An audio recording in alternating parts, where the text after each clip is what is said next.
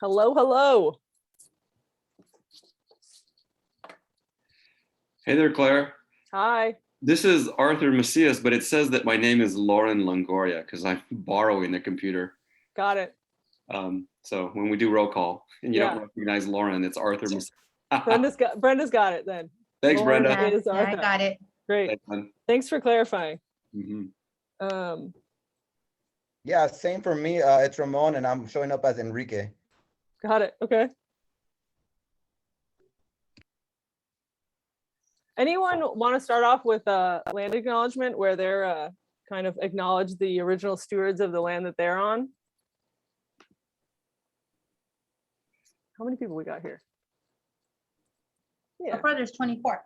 Yeah, guys, anyone want to shout out? I'll call names, man. I pick Gustavo de la Cruz because that's where my cursor landed. Nice. Gustavo, you want to do our land acknowledgement? Let us know where you are, what lands you're on, ancestral lands you're on. Gustavo, are you there? Oh, I see. Can you unmute yourself, Gustavo? Okay. Everybody's getting shy now that they have to be on blast.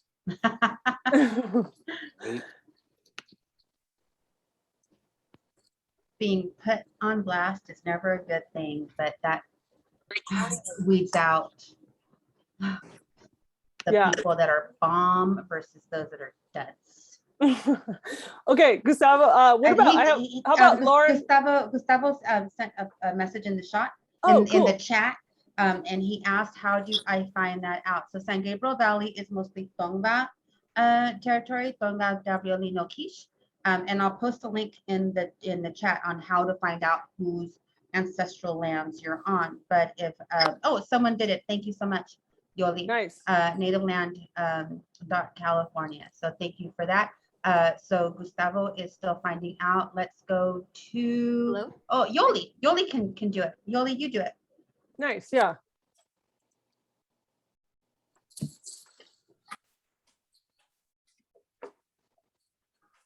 No Yoli? Yoli, where'd you go? We see in the chat. Hi, sorry, I was having trouble with my mic Okay. and my speaker. Okay. Oh, no problem. Oh, Yoli's sound's not working, I guess. Okay. Do you want to put in the chat, Yoli, where you are? Okay. Oh, wait, that's Kimball. That's Kimball. Oh, thank you, Kimball. Nice, thanks. Oh, he even put Yeah, in the ancestral, like he went way back to how they self-identify, Oh, not the colonizer name. Awesome. Thank you. Great. And Yoli says Tataviam. Thank you. Thanks. Okay, sweet. Yeah, you guys just feel, go ahead and check out Native Land, before class in case you get called on again. Or if you're bored. Or if you're bored, yeah. Or just to know where everybody, because it's actually not just California, it's all over. So like you can kind of get lost and check it out. A lot of Chumash coming in. So yeah, next class, we can do it again. How about let's do some homework review before, or actually, Brenda, do you want to do any announcements? I have a few announcements. Number one, remember that the irrigation course is tomorrow. It is absolutely 100% optional, and there is room in the second session. I'll post the link in the chat. If you plan to be here tomorrow for the course, I'm going to leave a note with Eric, letting him know where the books and the flashcards are in case you haven't gotten them yet. And someone wanted me to mail them because they're up north. If you can remind me, send me a direct message now and I'll get that ready now to go out in the mail, hopefully tomorrow. Everybody else, everything is still here. What else was I going to talk about? Optional class. The class, the irrigation, the books. Oh, the recordings.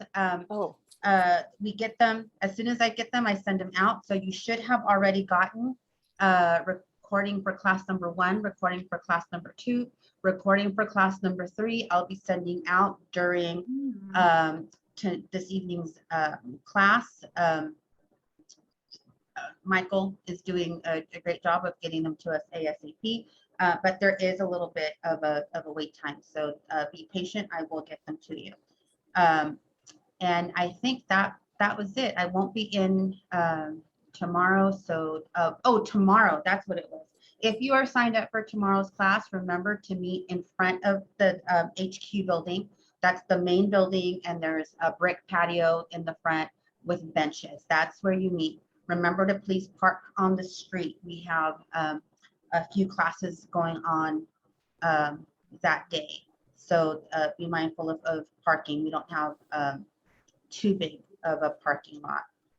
Bring plenty of water because it's going to be hot. Shade, hats, etc. And if you have any questions about tomorrow, feel free to put them in the chat or send them by direct message. I'll go through the participant list right now and take roll. Bless you, bless you. And I think that's all I have for today. And if I think of anything else, I'll put it in the chat, and look out for direct messages, because Arturo is here, but I know that I think you said you had somebody else's computer. So if I get lost, I'll send you a DM. All right. Yeah, Brenda, it's Arturo. It's Lauren Longoria. That's my niece. Yeah. All right. You're here. Mhm. Arturo Macias. Got it. Okay. Thank I you. got it. And this is Carolina speaking. I'm just wondering if we need to sign up for the class for tomorrow. Yes. Okay. Carolina, are you supposed to be in the Spanish class? I don't have you on the roster. Hello. I got the invitation for this one. For this one? But you're supposed to be in the Spanish class?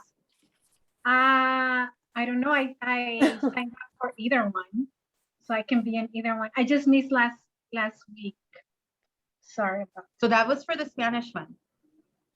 For the Spanish one. So the links that I put here are not going to they're not for the Spanish language irrigation, because you haven't had that class yet. Yeah, the Spanish class is like a little bit behind. A week behind. Right. Yeah. So hold on, and I will DM you the right link for the right session that you're supposed to be in. Thank you. Thank you. Confused. It's okay. It's okay. Yeah, there's a lot of okay. classes going on at once. There's and to be fair, a lot of the people that are doing the Spanish can do either one. So yeah. Yeah, no problem. It happens. All right. So give me a minute, Carolina, and I'll get that link to you ASAP. And does anyone else have any other questions? Some folks are mentioning in the chat about the first morning one is no longer available. It's full. So only the 10:30 slot is available. Mm-hmm. Yeah, we're keeping it to 10 people, and 10 people signed up. Okay, well, while Brenda does roll and answers, I guess, these questions and stuff in the chat, or whatever's relevant to her, let's do the homework review. I had to put it in groups, but to be honest, I don't know if we have enough time to do all the different breakout things. So maybe we can just do what we've done in the past and just kind of share. So the homework was you do the infiltration test and the ribbon test, or the test by feel. And I already kind of responded to some of you that sent your homeworks in, but anyone else want to kind of discuss any, like, hey, what type of soil did you encounter? Did it match with did the infiltration match with the ribbon test? What discrepancies did you find, if you found any? And what's your rationale for the discrepancy? Did you come up with anything, or anything interesting you kind of noticed with either of the tests? And then lastly, kind of like, how would this information, like what you found, inform how you might irrigate, or where you would place plants, or how would it inform your maintenance of the space? And just as a reminder, I think you guys all, like, one of the slide was, if it's less than 30 minutes to drain, it's considered fast. If it's between 30 minutes to an hour, it's considered kind of like a medium draining soil. And then if it takes more than an hour to drain completely, it's slow. So anyone want to share any difficulties or anything like that? I will.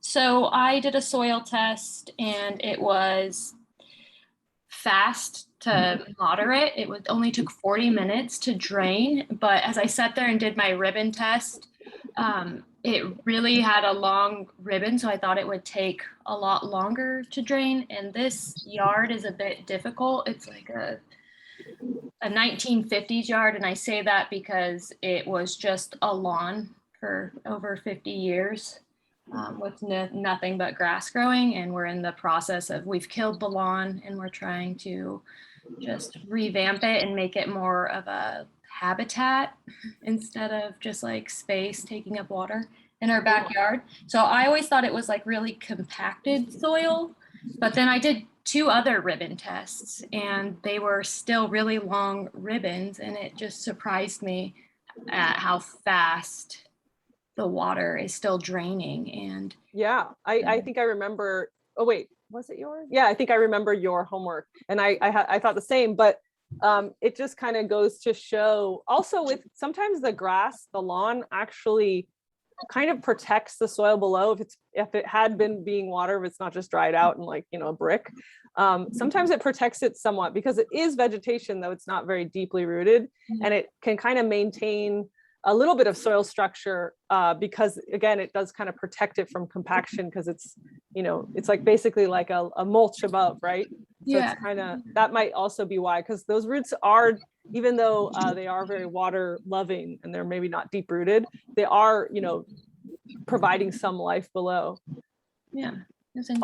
Also, I know with a lot of the like kind of those, there are those like old yards that have had lawn forever, and even when you rip them up, they have that like plastic mesh a lot of time in it. I don't know if you've come across that, but a lot of times they put down sand or something like that in the top like layer when they're, you know, they might have, there was kind of, the way they used to do it is different than the way they do it now, but I'm not actually sure how old your lawn is, but sometimes they kind of mix some other minerals in there, you know, in that top layer. But you obviously did the whole test and the ribbon test multiple times. So yeah, it was literally it's a 1950s house. So yeah, just, you know, just was a roundup loving lawn that was reseeded with every season. So yeah. Well, that's great then. That's like even more power to you that you're actually converting it. You know what I mean? It's been a long time. I'm sure that that piece of land is like happy to go back to something a little less caustic and intense. Absolutely. Yeah, but thanks for sharing, because yeah, I think that's a great example of, I think you had found like there's sand and clay, but it's a great example of reminding us, because we kind of talk about sandier or clayer soils as if they fall in those 2 separate categories. And she kind of found properties of both, which is the fast draining of the sand and like the clay result with the ribbon test, because truly her soil is a mix of those 2. So in her case, you know, she does have fast draining soil, so she might not have to worry so much about slow infiltration, but she might want to be careful about compaction in the future. Like I wouldn't encourage her to like park on that you know, area, which she's obviously said she's not going to, but yeah, I think that's just, you know, a way to think about how to, you know, how she can utilize her soil. Thomas says, from the pics I sent via email, I used my soil probe to look at the different moisture levels from the soil in my backyard. It was fast draining and didn't flood or run off. From the ribbon test, my soil is sandy loam. Got it. So when I look at the flow chart of the sandy loam, it says sandy loam, it doesn't form a ribbon. So you're saying that yours didn't form a ribbon, I imagine, Thomas, is that correct? I think so. I mean, I imagine so. But yeah, if you follow the that flow chart, one of the main questions is, after you've done the balling up test, is does it form a ribbon at all? And if it just doesn't even form a ribbon, they usually, if it's a no to that question, it's just a loamy sand. So, oh, but you said you have sandy loam, which is actually different. I feel like I've been kind of like backwards dyslexic today. But so sandy loam does form a ribbon, but a very short ribbon, usually less than an inch. So, but you said no, it didn't form a ribbon. So then I would think yours is loamy sand. Does that make sense? And then, yeah, so again, I'm getting all of this from that flow chart. I'm just not, I wouldn't recommend trying to like guess based off of the triangle. The triangle is more for the jar settling test, but you can just follow in the flow chart and then like Brittany did, kind of cross-reference separately with it, his I'm in my class right now. test. I'm gonna Yeah. get dinner with friends tonight. Let's see, does soil that is already damp alter the effects of the infiltration test? Great question, Natasha. Certain infiltration tests, yes. Ours, we're doing a very basic, kind of simplified one that's just kind of categorizing the infiltration into categories of fast, medium, slow. And in that case, and with the time, the times that we've given, like, less than 30 minutes or over an hour, it doesn't affect it. But if you were to do an infiltration test, like a lot of times with gray water systems, you really want to know exactly how much it's infiltrating, where you actually measure the rate. So it wouldn't just be categorizing it into fast or slow. You would do it minutes per how much inches it's dropped. In those cases, you actually have to fill the hole up completely and let it drain so that it's actually fully damp, so you can get like a baseline reading. But in our case scenario, it doesn't change it because the soil will infiltrate at its rate. Like essentially it might be a little bit fast in the beginning and then slow down, but essentially it wets the area around enough to fall into answering our question of just fast, medium, slow. So kind of the answer is yes and no. I was just wondering, just because I wet it the night before, just because it was so hard to dig through. Right. Yeah. So then I was wondering, after I'd filled it up and done the time test, then I was like, oh, I don't know if it's going to make a difference or not. If it's, yeah, for our tests, it shouldn't, because like I said, it's kind of like a gross test that we're doing.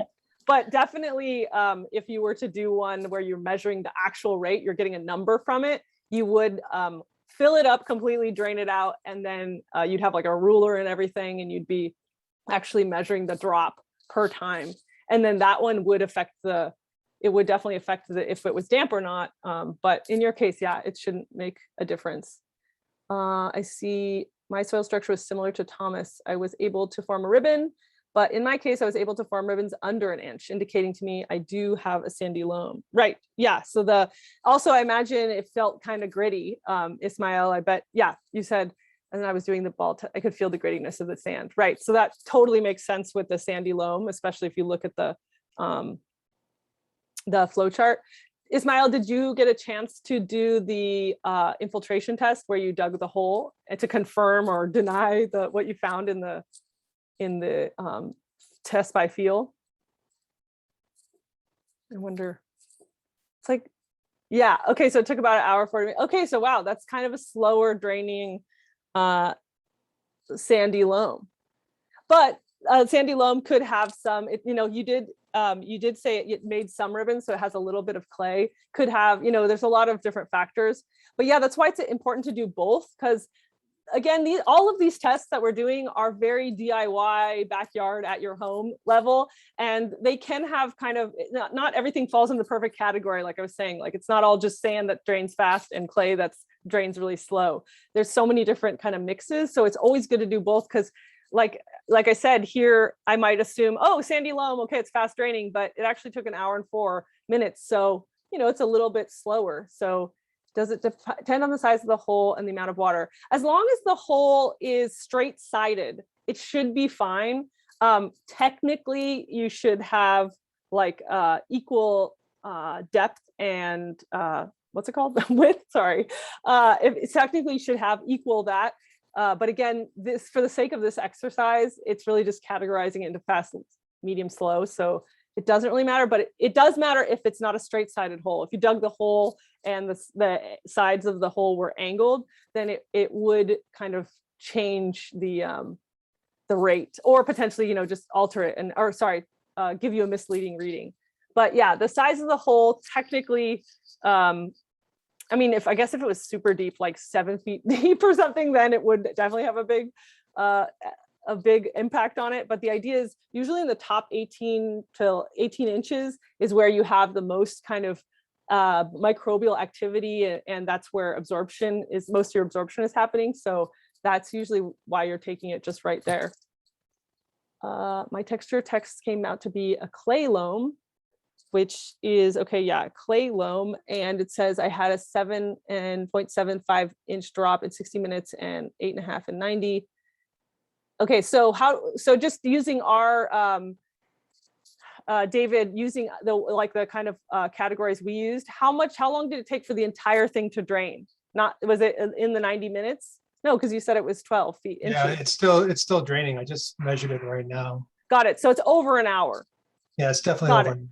Yeah. Okay, so over an hour to drain the full 12 inches. And you said it's clay loam, which would make sense, at least with the drainage being slower. Does that make sense to you? Yeah, I think so. Yeah. I just had a little bit of sand in there, and I don't know, it could have came from some other sources, but which could have made it more clay, but it broke in about 1.5 inches. That's when my ribbon broke.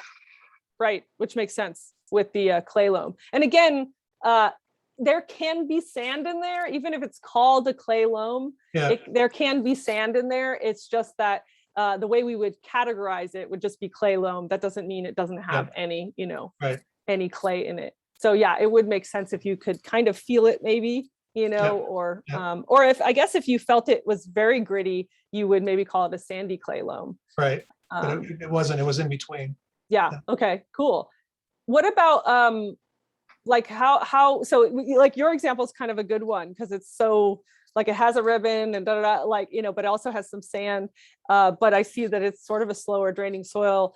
What would you think in terms of let's say I have gutters that are leading to that area of the yard? Would you think of rerouting them, or what are you thinking in terms of what you could plant there, or how to move water through the space?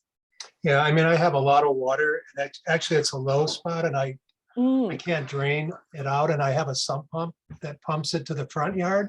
Oh, wow.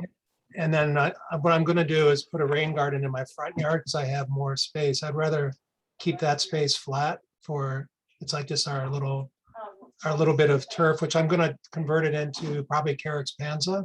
That's kind of my thought right now. So converting that the backyard, not the front yard, to the backyard into grass. I've already, and then I'm going to kind of make a rain garden in the front because I have the sump pump pumping the water there. Pumping, yeah.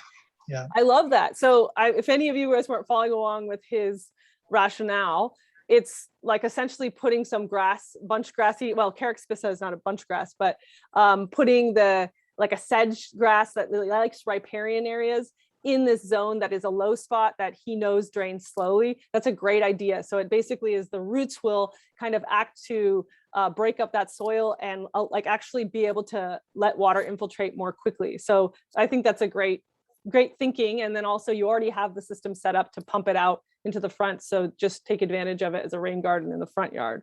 So yeah, that's, I get your rationale. Yeah, I did it's kind of ironic because I built an extension on the house, and then to get my building permit, the city required me to extend it to the curb because I used to just run it into the parkway, and then I would water my trees in the parkway or the landscape in the parkway with my sump pump. But then to get my CFO, I had to kind of run it to the street. That was the requirement. But now it's just the opposite. The green code tells us to leave the water on the site. So, 10 years ago, I would have got it. It's really kind of an interesting how our observations, for me too. I mean, I had the right feeling in doing that, but I never really made it into a rain garden at the time. Right. I was aware of that. So it's interesting just to see how our perceptions change over time. Right. And the municipalities codes exactly. of how what's appropriate. Yeah. Because most of our cities, unfortunately, even in the Southwest, were designed more like our East Coast cities, which are to be very draining of water because of the, our fear of flooding. But now we're actually starting to see the shift of them wanting to soak the soil in place because there's so much science and information around that being the better case scenario for avoiding drought. So you just got to live through seeing it, Yep. Okay. Thank you guys for sharing. I wish we had so much more time for everything, but I kind of, for some reason, can't ever get through this lecture on time because I think I have too much to say about irrigation. So I'll just kind of go through this quickly. This is the first half of irrigation, talking mostly about the factors, like the abiotic and biotic factors for that affect how you irrigate stuff. And then we'll have the second class. And if you go to the optional class, that's like, 3 kind of times to talk about irrigation. And I think they're all helpful.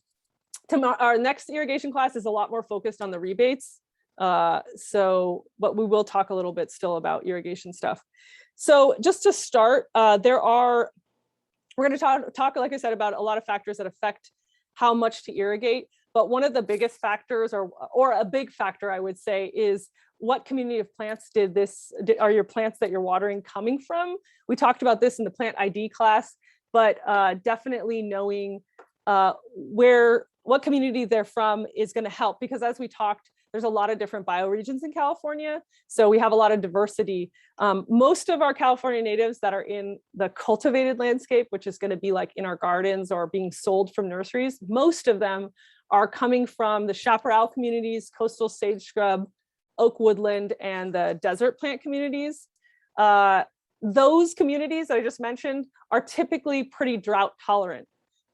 However, obviously we have, they're typically pretty drought tolerant, and all these drought tolerant plants have low and very low watering needs, as is kind of clear in the name of drought tolerant.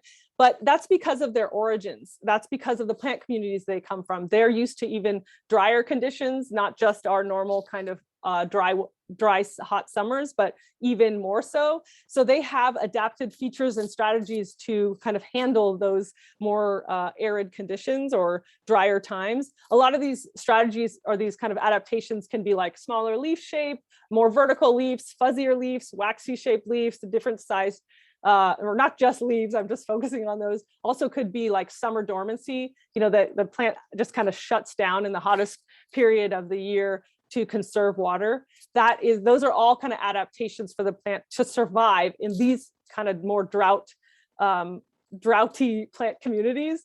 And these strategies for survival are for survival. They're not for aesthetics. The plants are not adapted to look green all year long. They're adapted to just make it through that hot period.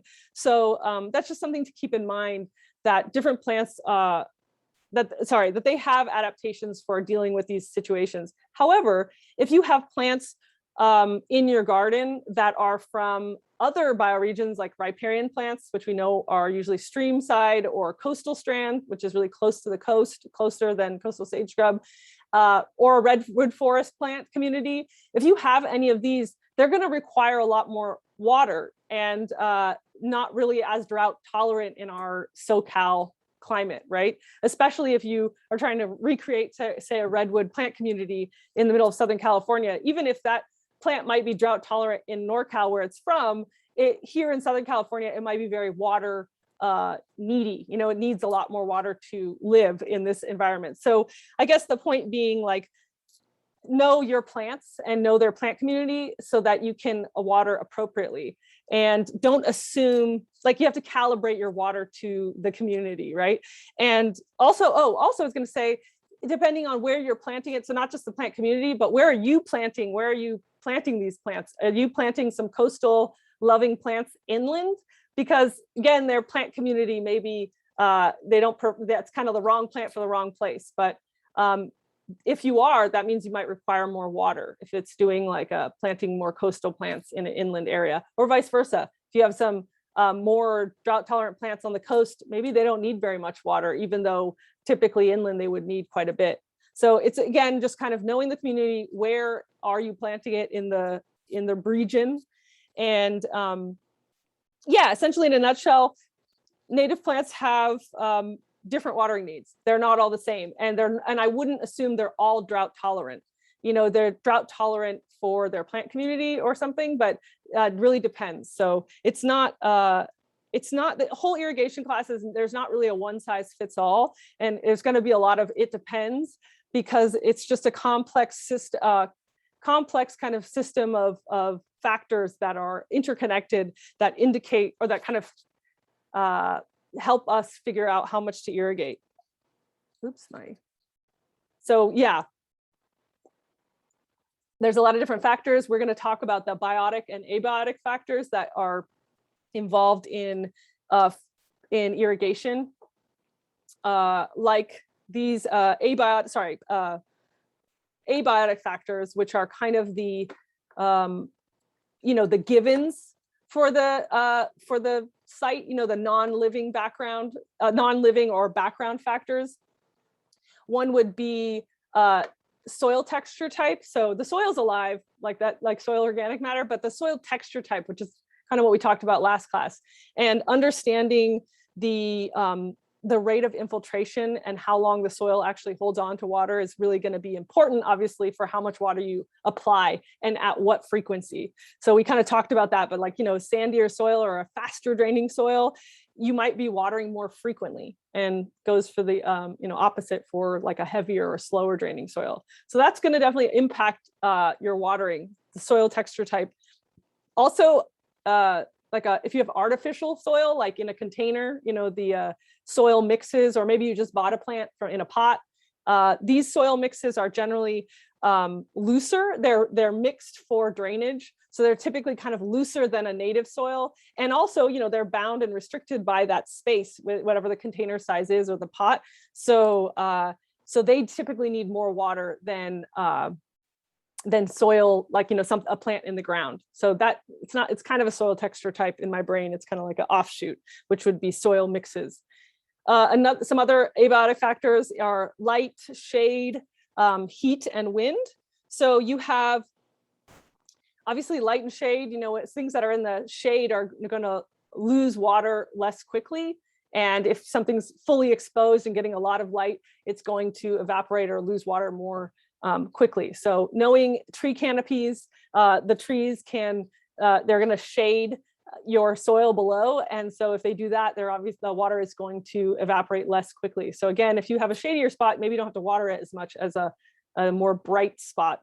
And that's not just trees, that goes for buildings, structures. They can also cast shade on your soil, like your home. If you have a north and south facing backyard, the north side of your house will be shaded in winter because the sun is lower in the sky. So kind of knowing buildings too for shade and structures and things like that. Heat and wind. So heat, clearly, when the temperature is hotter, things are going to water is going to evaporate from the soil, and plants are going to transpire more. So you definitely have to water more when it's a bit hotter. But also even reflected heat. So in our urban landscape, there's a lot of reflected heat. If something is surrounded on all sides by, asphalt and our kind of urban landscape, that's all reflecting heat. In fact, like landscape plants that are in like a heat island or like a traffic island, those ones in the middle, they're surrounded by all heat. They're not, continuous vegetation around. So those types of situations will require more water too. That typically is, you think of that as more reflected heat, not just the temperature outside. And then wind, we have the phenomena of Santa Ana winds pretty normally, sometimes, usually in winter, but we've been getting it all times of year nowadays. But it's basically the Santa Ana winds are very hot, drying winds. So those are something you have to think about. You definitely want to water before any heat wave or any Santa Ana wind event, because these are going to dry out the soil and the plants. I thought, did someone have a question? I think I heard someone.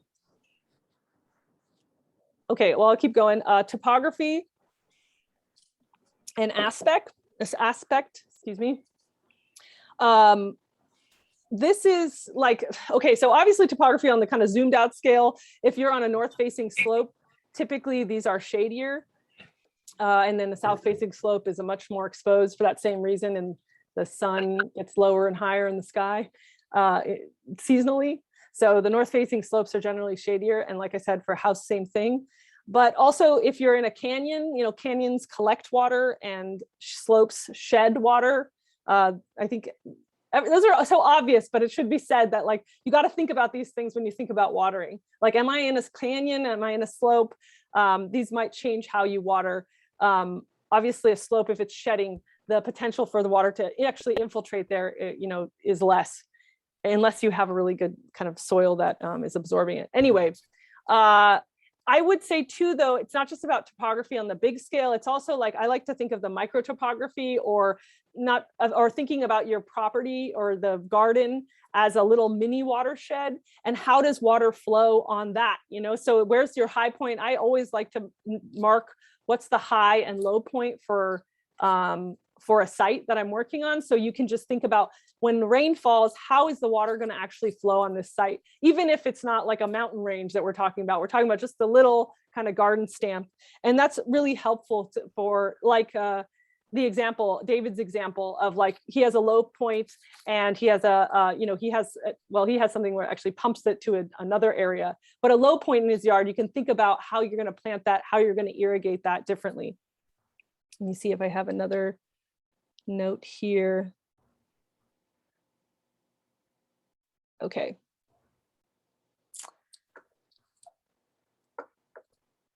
Okay, and then there's biotic factors, which are the kind of living and more dynamic factors because they can change more readily. Biotic factors would be something like plant water uptake and transpiration. So the water uptake is the plant's just kind of sucking up water through its roots, and transpiration is the water lost through the plant. And usually it's water lost through the leaves of the plant. So it's kind of like the roots take it up and then it transpires and releases water. And this is going to be different for plants, different time, you know, if it's hotter, they're transpiring more. But water uptake doesn't always keep exact pace with transpiration. And you might see this in the situations where you see a plant wilting at the heat of the day, and then it goes back to upright and not wilting once the temperatures cool down. And this is normal. This is just a natural response to heat in plants, especially if they return. If it stays wilting, different case. But I'm saying if it wilts and then returns, this is the plant just responding to the heat in the middle of the day and kind of conserving energy, and then getting turgid again, which is full of water once the heat has passed. And this you typically see in younger plants, or usually like a plant's first summer. You know, maybe you planted in fall, but it's their first summer. And if the plant is properly placed, like, you know, you put the right plant for the right location, I wouldn't worry about that. And maybe if you are, I would just put maybe some temporary shade cloth on it for that, you know, the heat wave or the hottest time of the year, and then you can remove it. But this is just a normal kind of, again, adaptation of the plants. Age, okay, yes, age of plants, canopy cover. So this is definitely a big one. How old the plant is. Obviously the younger ones have smaller root balls, you just put them in the ground. And so they are going to need to be watered more frequently. And typically older plants have, you know, more, if you did it right, they have more extensive root systems, and they can handle longer stretches without water. So again, the age of the plants is definitely going to have an effect. Canopy cover, I think I kind of talked about that. It's like the shading effect. With, gardens can be really inefficient on water until they're actually established. So that's because these smaller plants typically need more water because of their smaller root systems. And sometimes it can take as much as like a turf garden. So that first year of establishment, you might not see any water savings because you do have to water them quite a bit so that they can make it and establish themselves with those nice root systems.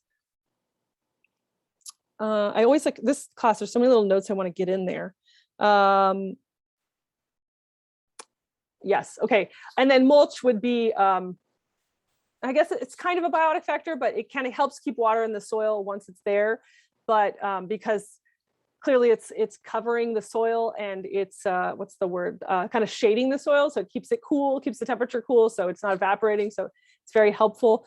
But sometimes you, especially with overhead irrigation, you might have to apply a little extra irrigation, like another, you know, ½ inch or something, so it actually passes through the wooded bark mulch, if that's what you're using. So it depends, the kind of mulch you're using. Let's see. Okay, so those are biotic factors. Any other points I wanted to make here?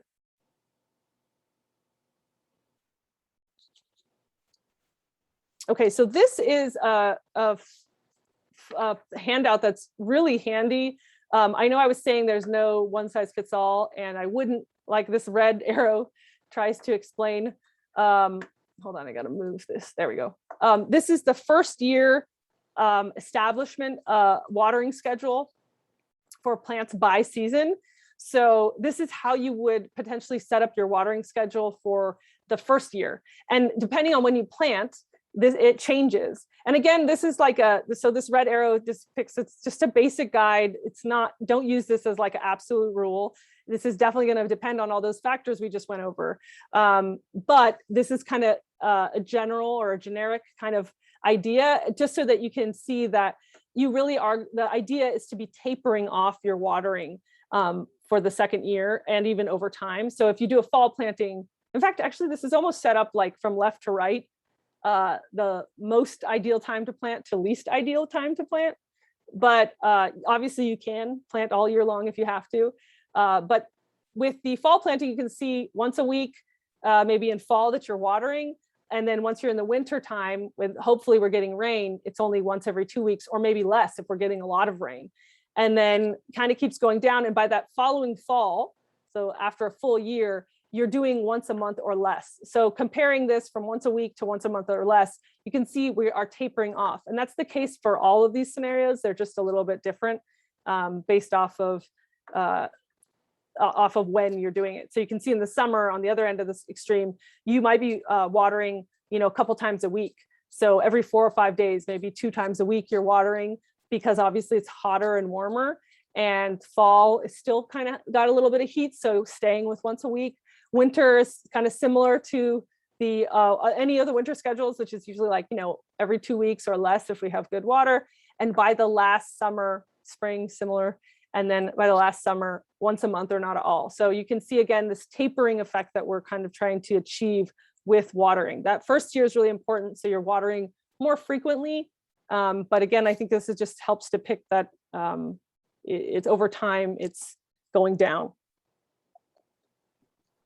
Hey, Claire. Yeah. Question.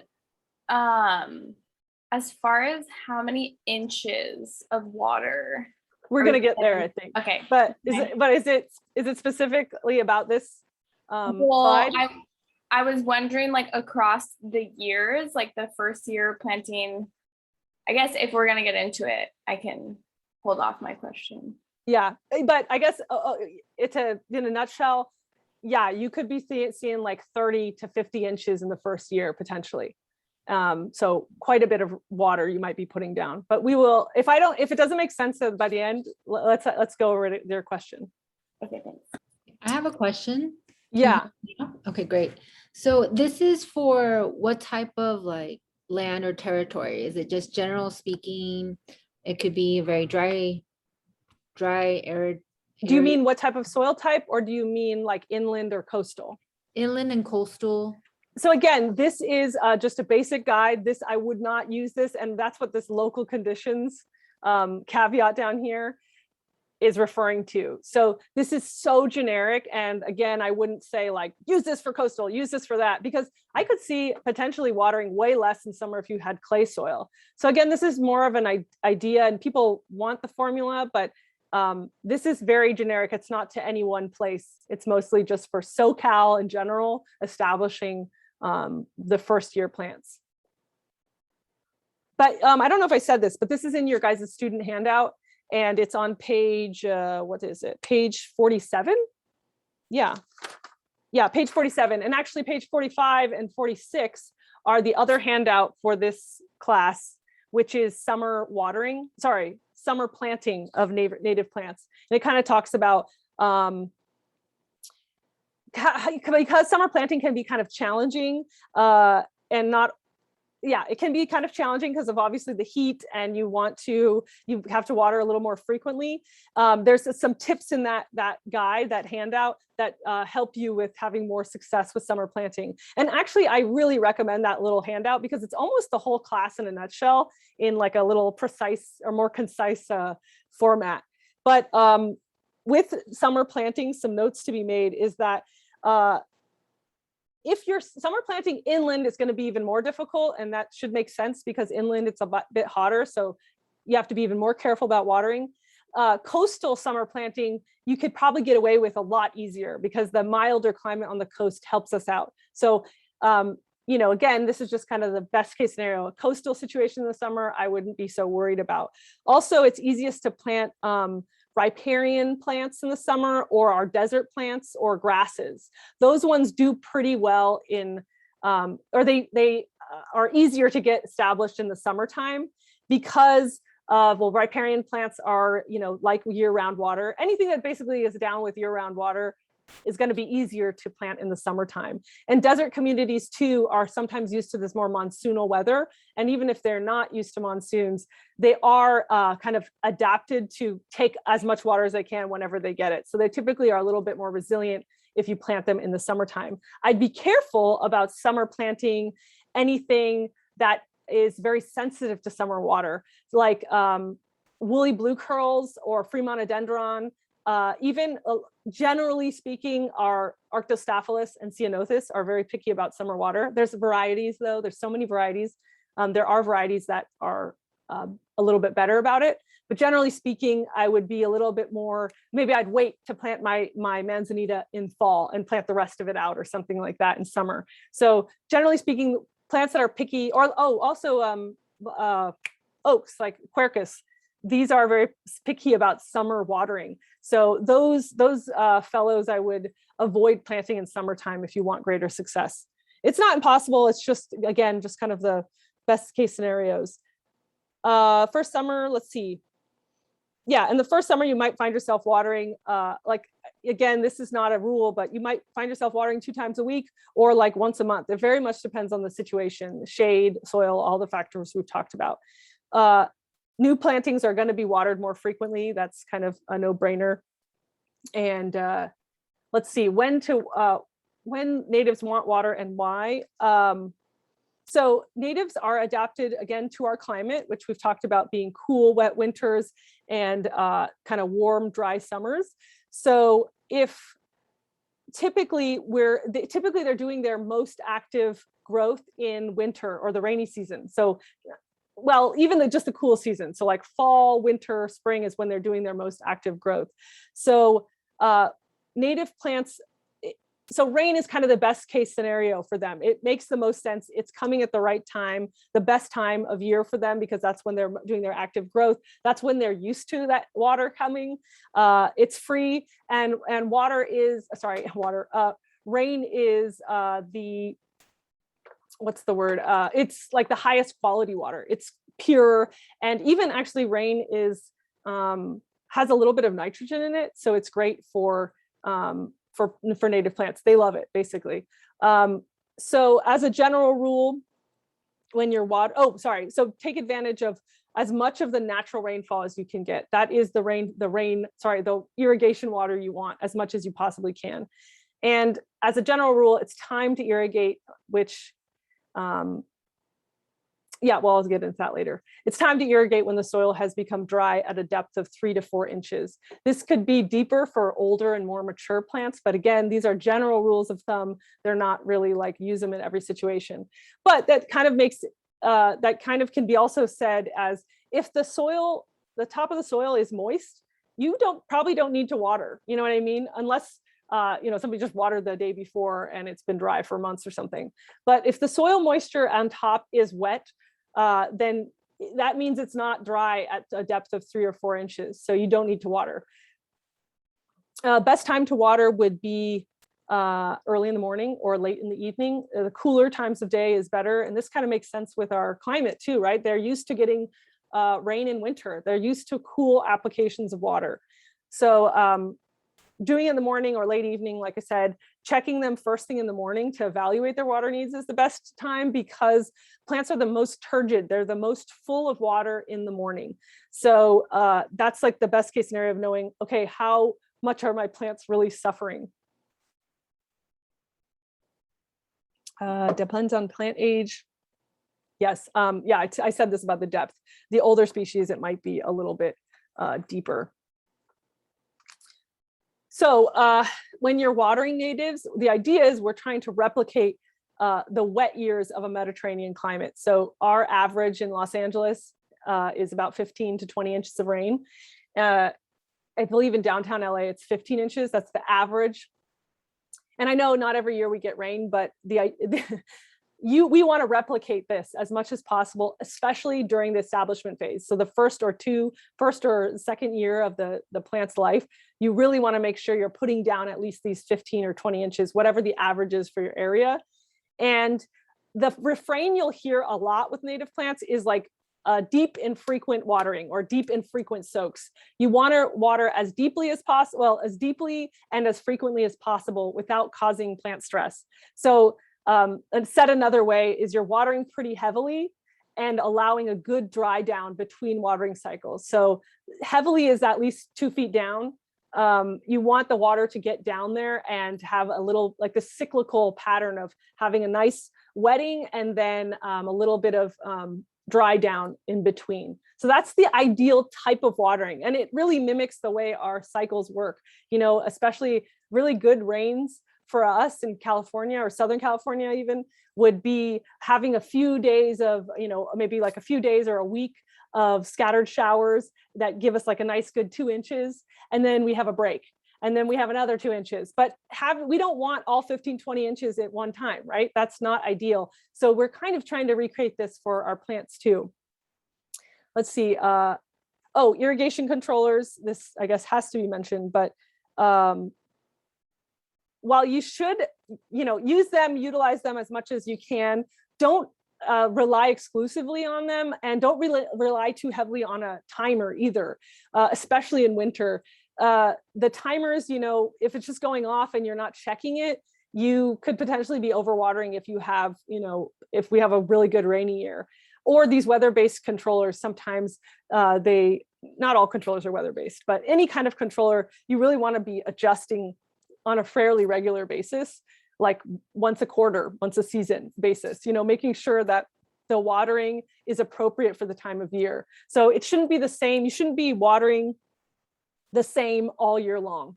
You know, this is not a lawn. These are native plants. So they do appreciate the cyclical nature because that's what they're adapted to. And then lastly, LEDWP, the rebate, there's a rebate that offers the use of a soil probe. And really you can use a soil probe or your hands, but really just, you want to be vigilant and constantly monitoring whichever one you're using, if it's soil moisture by probe or by hand, but checking between 3 and 18 inches down when you're checking for soil moisture. And that's going to depend on the age of the plant. You know, if it's a much younger plant, okay, you're only going to go 3 inches down because the roots aren't that deep yet, you know, or they're not that extensive yet. And maybe a more mature plant, you want to check about 1.5 feet down because their root system should be more extensive. So you can expect to check down there. But I just want to encourage you to kind of hone your tactile senses. So even if you are using a probe, you know, feel it with your hands so that you can actually get a feel for what it feels like to be, you know, certain amount of dryness, and also to get a feel for how quickly the dry down periods happen or don't happen. You know, like you really want to get your tactile senses bit more honed. So don't just because you have a probe, don't avoid the what's it called? Avoid touching the soil and just feeling it anyway, or confirming. Let's see. I thought I had a note that I wanted to mention. Let's see. Yeah.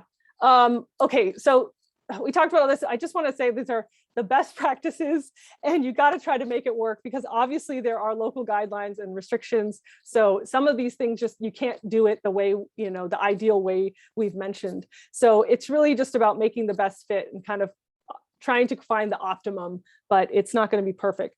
So LEDWP, this is in your handout, I believe. They have this system of kind of on and off days. The odd addresses, if you're a customer of LEDWP, can water on Monday through Wednesday, Friday, and then the other 3 days are even addresses. And I just wanted to point this out. These are for sprinkler systems. So you can see the sprinkler systems are 8 minutes per station per watering day for a standard, more conventional sprinkler system. And then the kind of water saving nozzles, like a rotary nozzle, those have a increased time and increased number of cycles you can do. But you can't water anytime outside, anytime between 9 and 4 on any day. So you have to schedule your times for outside of those ranges. And you can hand water with a hose any day of the week. It just has to be outside of that 9 to 4 time frame. So of course there are some restrictions, and figuring that out is, going to be your own challenge if that is the case. And I think there was something else I was going to mention. No, okay. Let's take a break.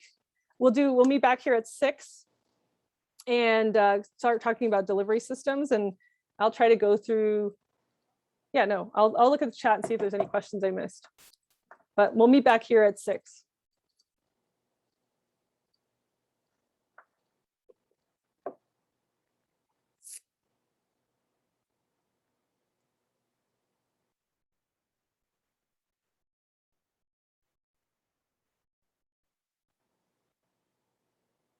Yeah, David, I don't know if you're here, but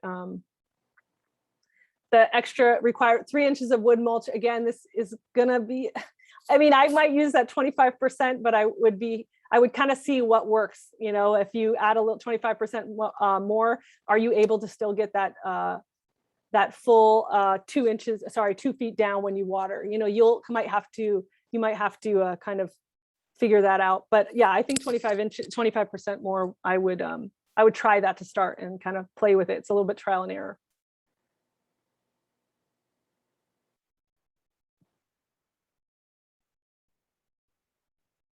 Yeah. How long is each watering session in this schedule?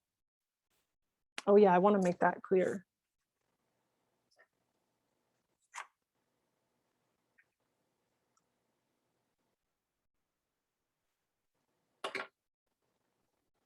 While we're waiting, Claire, Yeah. I put the links to the irrigation workshop and the pruning workshop in the chat. They're time stamped at 5:37. So if you want to scroll up to see what was there. And I'm still missing Cindy, Ernesto, Gina, Ismael Zabalza, and Luis and Nick. If you're here, send me a message in the chat. I don't think you are because my numbers add up, but just in case that anyone is sharing a computer, because that does happen, I want to make sure you get the credit for being here. Oh wait, we went up to 30. Okay, so maybe I There's am an still extra. up. Yeah, I think I'm off a little now. So yeah, please let me know if Cindy, Ernesto, Gina, Ismael, Salbalza, Luis, and Nick, if you're here, let me know. Thank you.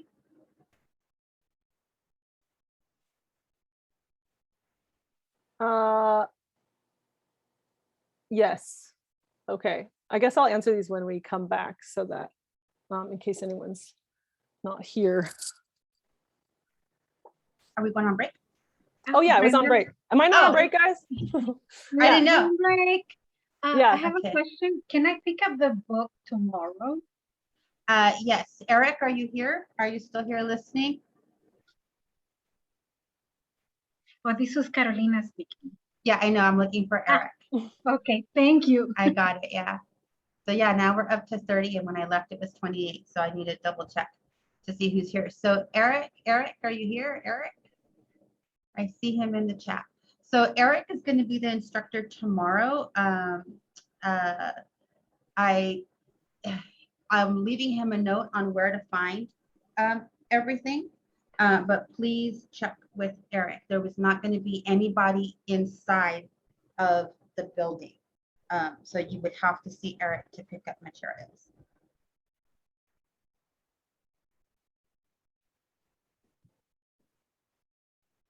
Oh, Cindy said she's here in the chat. I saw that. Thank you.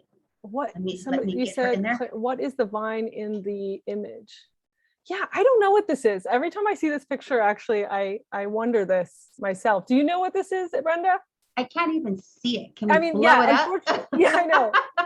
It's like so digitized. Literally, I thought it was It's not a vine. It's not a vine. It looks like it's been shaped Yeah, it looks like it's, yeah, kind of like a, what's it called? Not espalier, but I'm all missing- these It fancy would be an words. espalier, I guess, yeah, if you're but shaping it literally looks like, to me, every time I look at it, I think it's that that Rosa floribundus, that rose one. But I'm like, I mean, if I don't know, I have a lot of these pictures came from CNPS, so California Native Plant Society, and unfortunately, I didn't get like, you know, the download on every single image. But I Yeah. always think it's that rose, that one that is kind of a pain in the ass. But then I look at it and it kind of looks. It doesn't look like a rose. It doesn't to look me. like it. Yeah.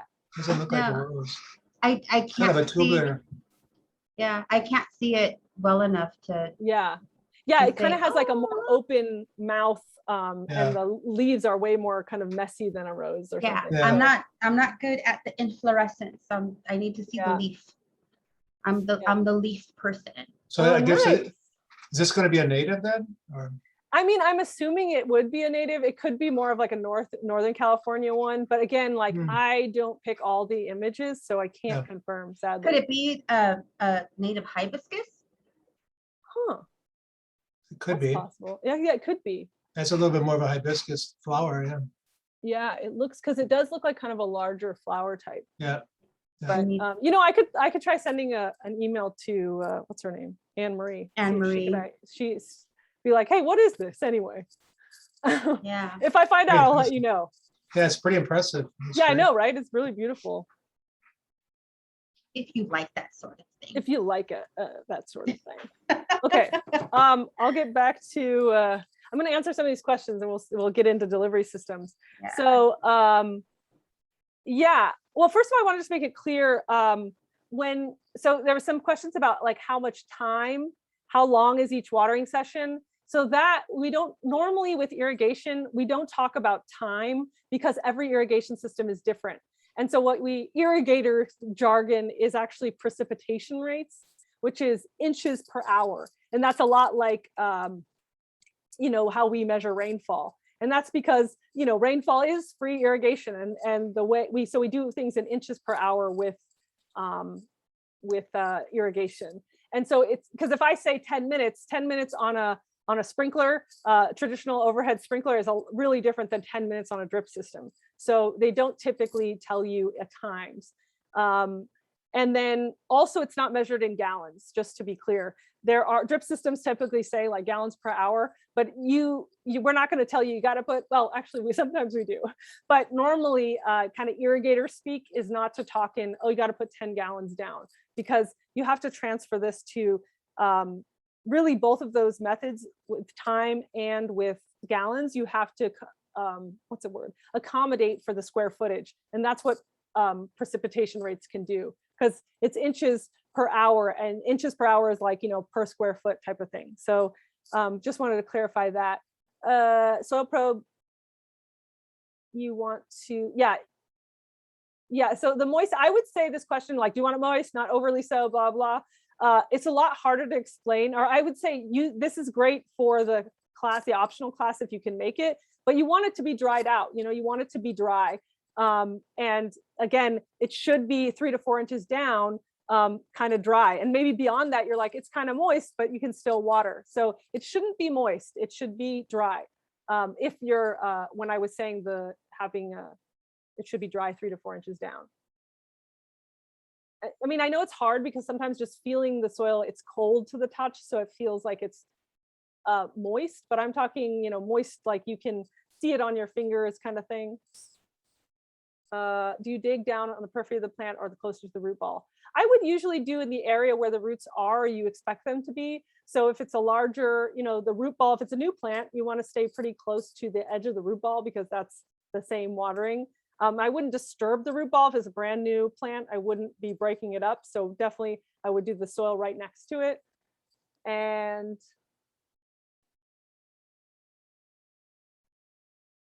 I think that's it. I don't have tips on pollinating guanaba.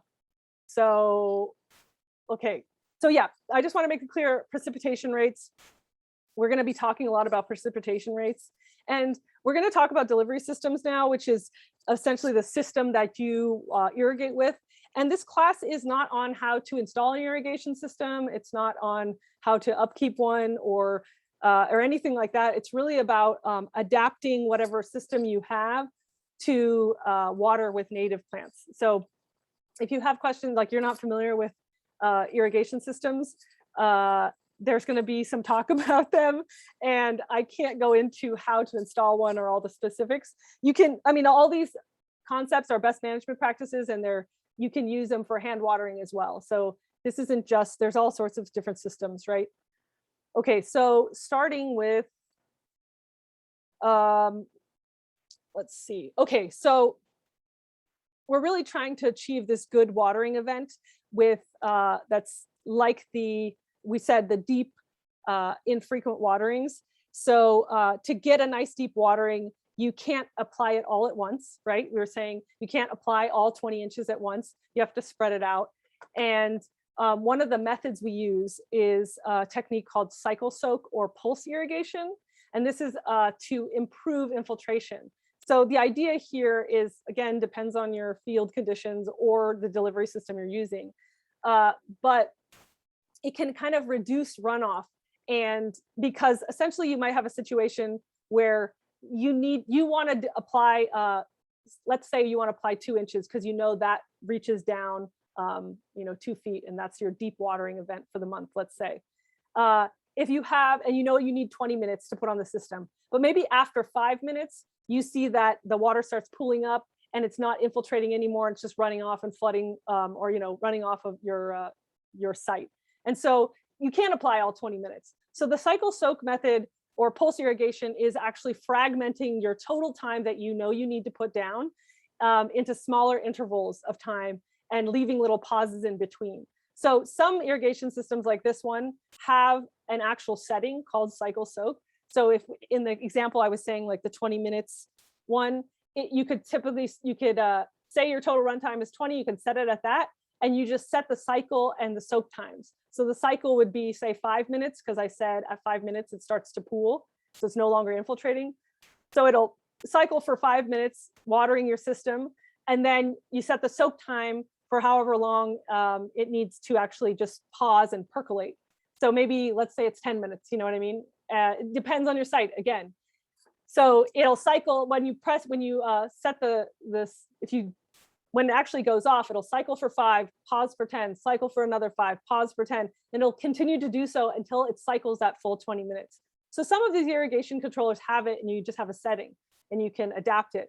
If you don't have it, you could also just set different start times. So literally set the runtime for the same deal where it's like 5-minute run times, one at 3, one at 3:30, and one at 4, and they each go off for 5 minutes. And that would total your runtime. That would accumulate your runtime to be the full 20 minutes that you need. I'm not saying you need to do 20 minutes. That was just an example.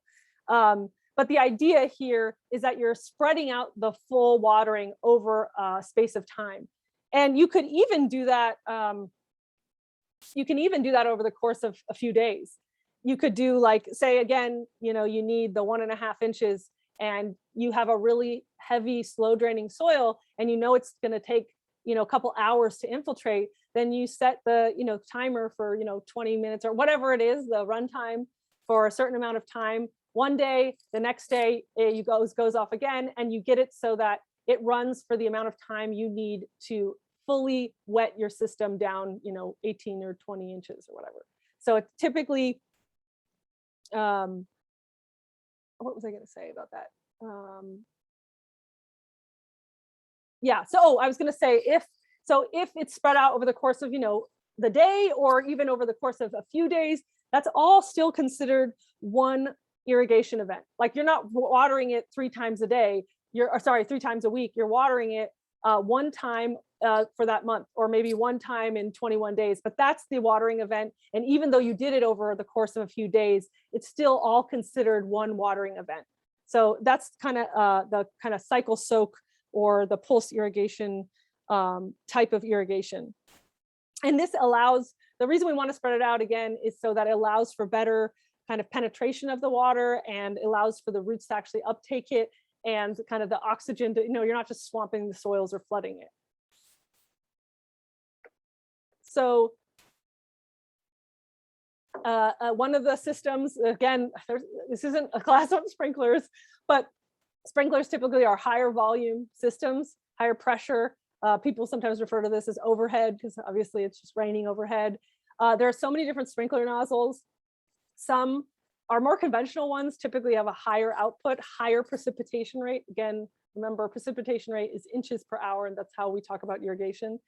So typically they have higher ones, but there are so many, and there's water saving ones, including ones that qualify for rebates. And the lower end ones, you know, maybe put down almost a ½ inch an hour. So you have a big range, and there's lots of different types. The pros, though, in general for sprinkler systems are they're easy to fix. You know, like you just glue it together. And there's just parts, there's always parts for fixing PVC. You can always change the nozzle head. They're very easy, kind of like tinker toys, sort of.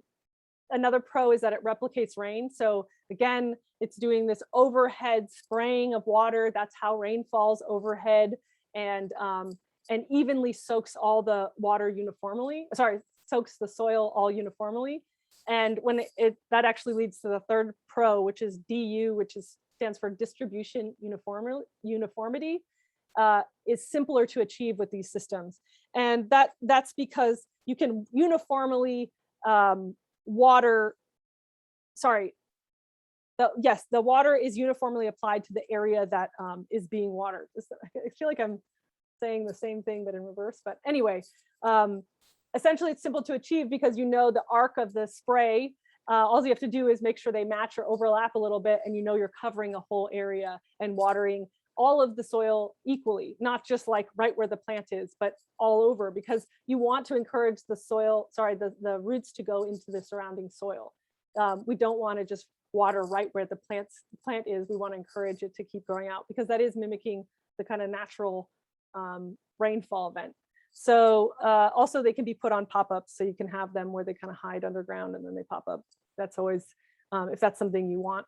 Cons are, it does not qualify for the turf replacement program. So only drip systems, only drips irrigation systems qualify for the turf replacement program. There are other rebates that you can use, but if you're replacing your turf, you can't qualify if you install a sprinkler system, any sprinkler system, even the water saving ones. Another con is that they can be sort of inefficient. Obviously it's overhead, so they can, blow away in the wind, more evaporation. Not all that water being sprayed out is actually going onto the soil.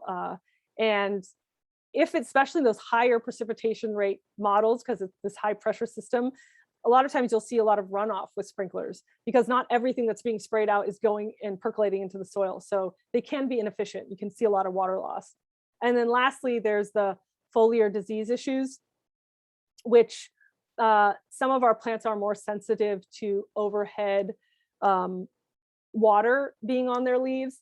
And again, especially with summer watering, because you're getting that water on their leaf surface in the middle of summer, and that's not what they're typically used to, and that can cause like rust issues and sometimes mildews.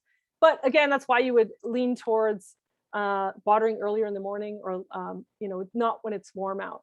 So you can avoid that. But if you have issues with foliar disease, or maybe you have plants that are, or varieties that are very sensitive to rusts and stuff, then sprinklers maybe are a little bit difficult. So just again, if you are having runoff with your sprinklers, you really want to take advantage of this cycle soak system, or a cycle soak technique, or pulse irrigation. This is really the way to make sure you're getting good infiltration.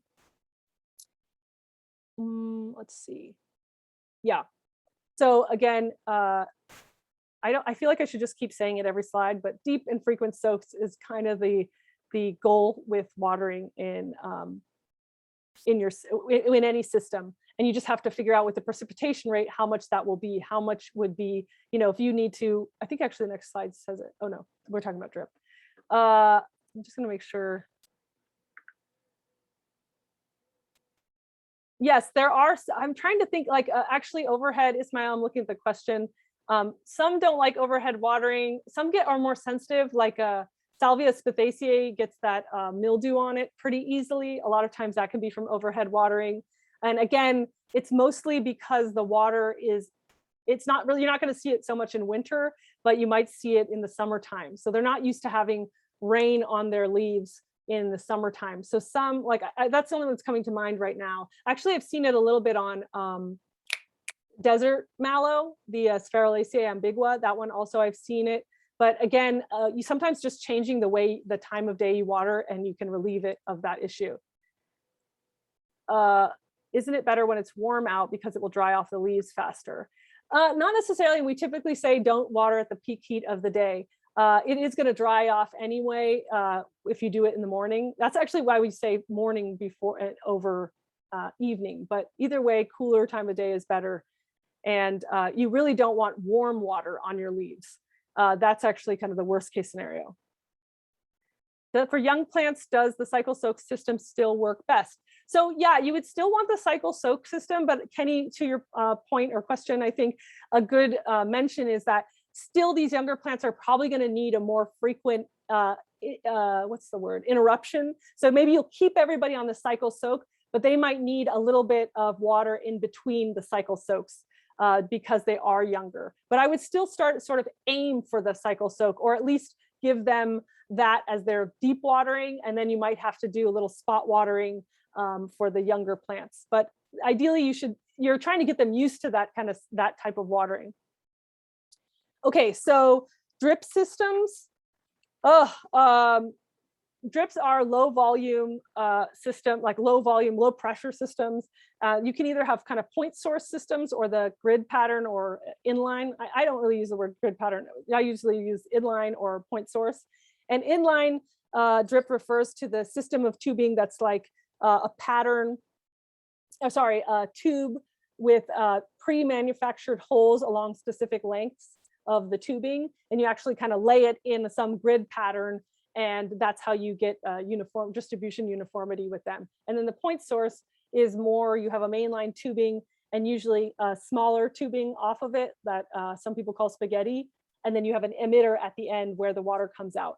Both these systems, though, they work like the way they irrigate is by soaking the water, soaking the soil at one spot. And the idea is you want to try to achieve distribution uniformity by placing them appropriately. But the way they work is very different, obviously, because with the sprinklers, it's overhead spraying everywhere. And the drip system, it's just soaking at one kind of focal point. So I'll get a little bit more into it, but they typically deliver water at lower precipitation rates than sprinklers. Some are on the high end, like 1.6 inches. That's very high. I don't normally see them that high, but some emitters are that high.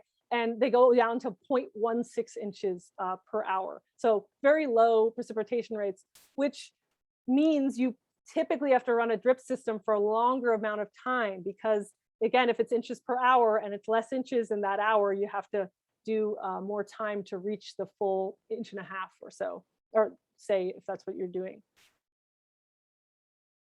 Not all drip is the same. You really got to know the equipment you're working with, and there's quite a bit of planning and prep for them. You know, just I guess more about like designing and layout. Doing a good job of laying it out is, I think, going to help you in the long run. So pros for drip irrigation is they're more efficient, especially because they're not spraying out overhead. Especially if you put them under mulch, they're more efficient because the water is going directly to the soil. It's not being lost to evaporation. So they can be more efficient. They do qualify for the LADWP turf replacement rebate. So that's a pro. And you can run larger zones. So because of this low pressure, low volume systems, you can actually kind of make them reach out to a big area because you're only kind of sending a few emitters out. I mean, I think more in the point source system. Actually both. Anyway, you can run much larger zones. Cons would be that breaks are harder to detect, especially if it's under mulch. But because they're low pressure, if you have a break or a leak, it's just going to be kind of like a more leak. And it's not going to be where, like with a sprinkler system, you're going to see like a jet of water shooting out because of the high pressure system of the sprinklers. So it's harder to detect a leak or a break in drip irrigation. That's a con. It's a little more challenging to achieve distribution uniformity. Again, this is the way they're kind of set up is by these emitters that leak water out drop by drop slowly. So you got to make sure you're placing the appropriate amount of emitters. So you're actually wetting and saturating the soil around a plant evenly. And you really see this a lot with especially point source drip, the little emitters of the spaghetti. People just put one emitter per plant. And really what you're doing is just wetting that one little kind of square foot, that one little spot. And we want to encourage the roots to grow extensively all around the plant evenly. So we got to water that area evenly. So if you just have one emitter, the roots are just going to go to that one wet spot. So that's why it can be difficult to achieve the distribution uniformity. It doesn't mean the plants won't make it, it's just not ideal.